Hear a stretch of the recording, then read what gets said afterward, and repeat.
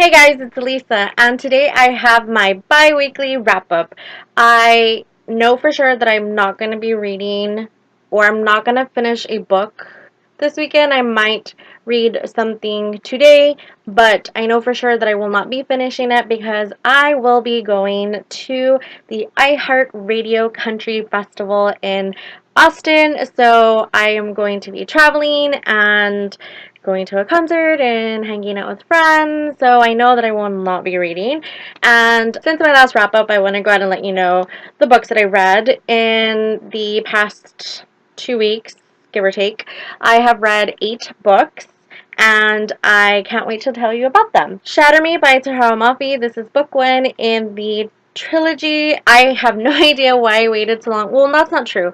I have realized that I like to marathon books. I like to be able to go ahead and read 1 through 3 back to back without having to wait months or years or anything like that. And I think it's safer for my emotions to be able to go ahead and do it that way. And I just love it because everything's so fresh and eager to figure out what's going to happen, especially if the book ends in a cliffhanger.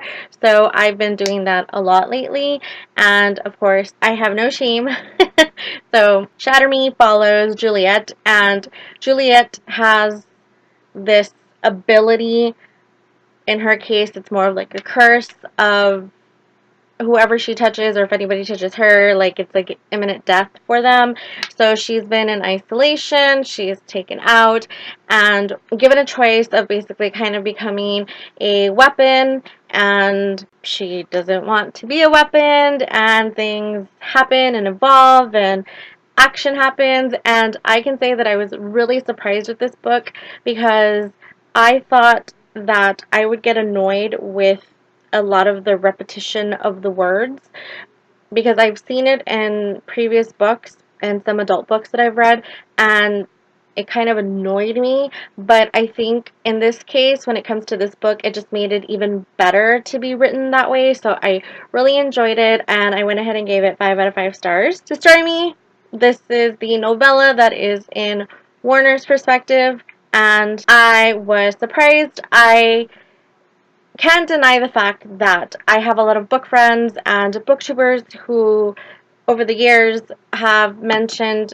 things about the book, who have been like Team Adam and Team Warner, and not liking him and liking him, and things like that.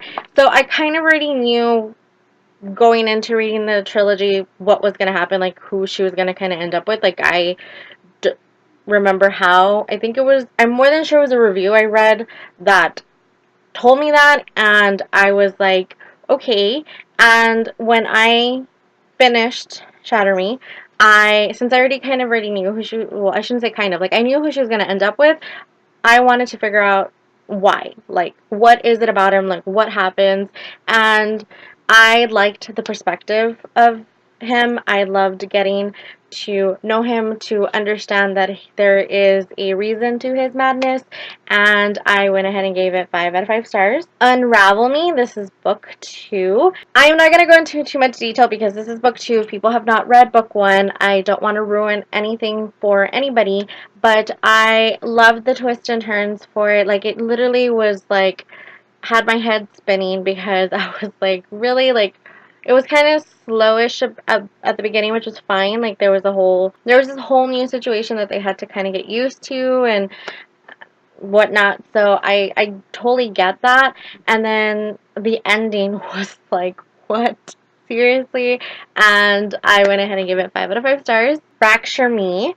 This is the 2.5 novella that follows Adam's perspective.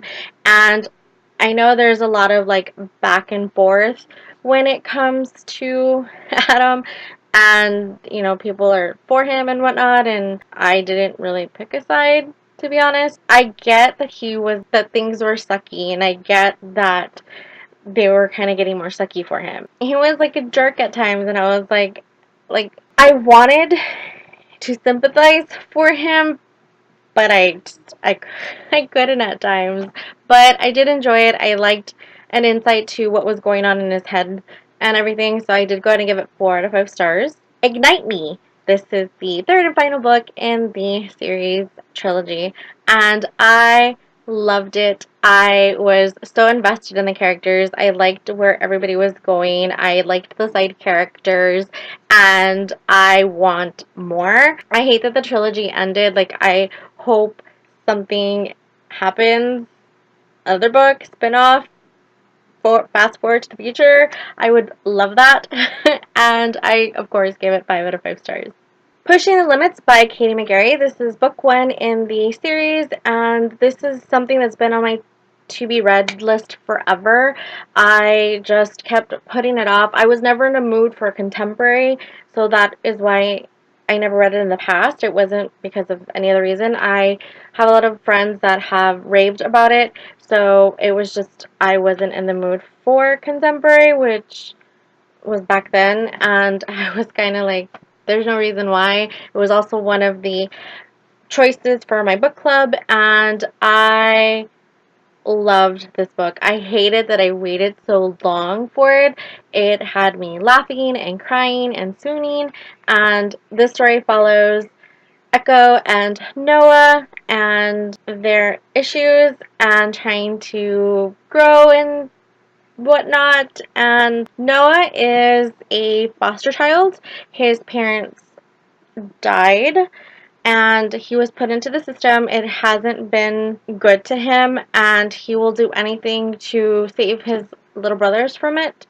And Echo has had a very traumatic experience that she's kind of closed off. Like, her brain is protecting her from it, so she doesn't know all of it. She just kind of is left with the aftermath of it and having to deal with all of this stuff.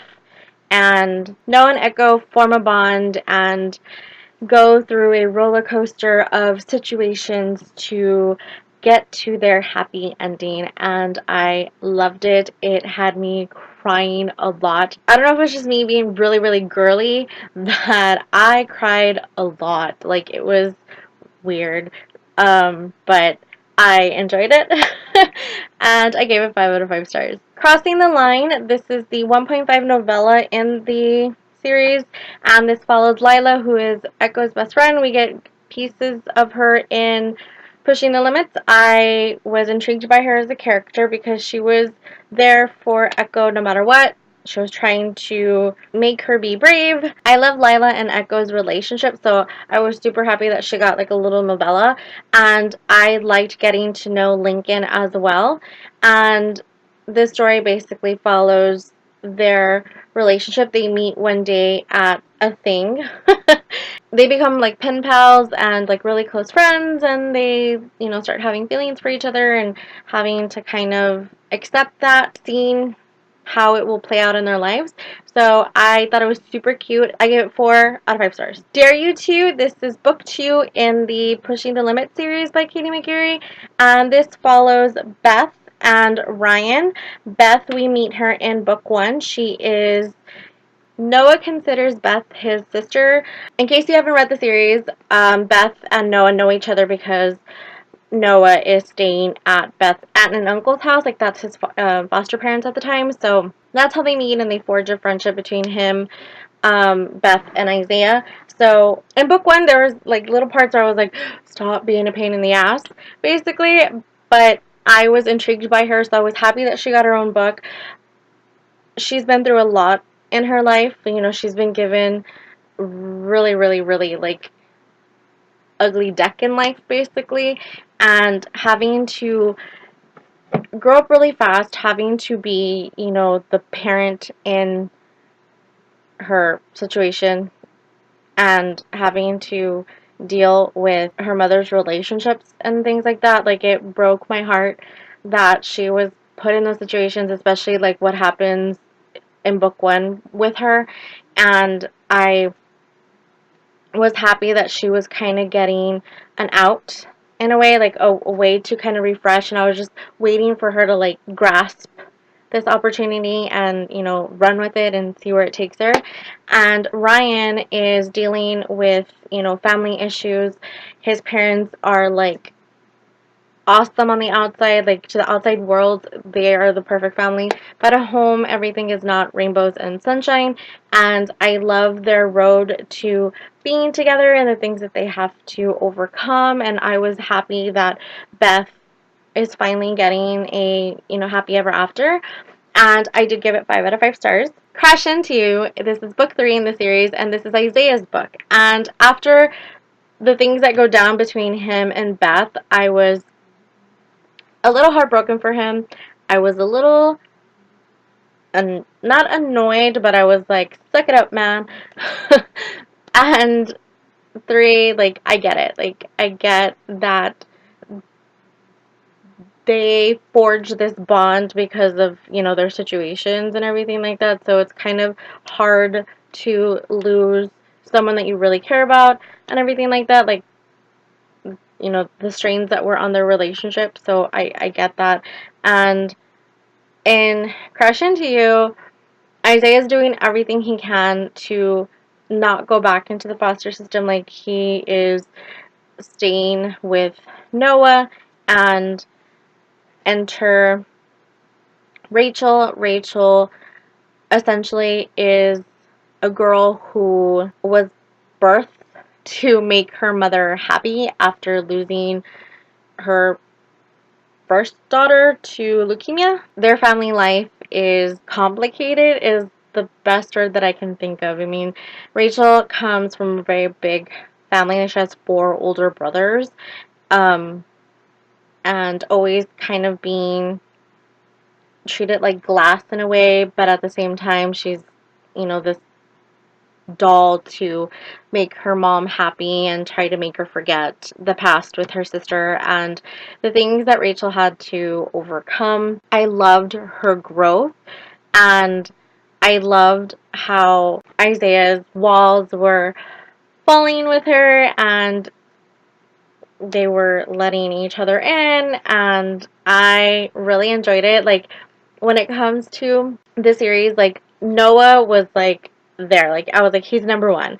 And then I was like, okay, book 2 is great, but it still hasn't surpassed, book 1 for me. And book 3 was like,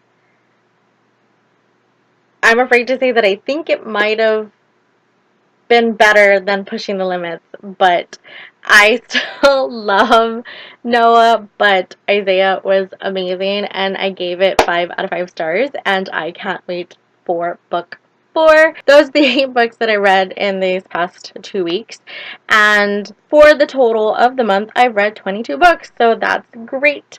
I know that this will not be happening anymore. I will not be reading double digits.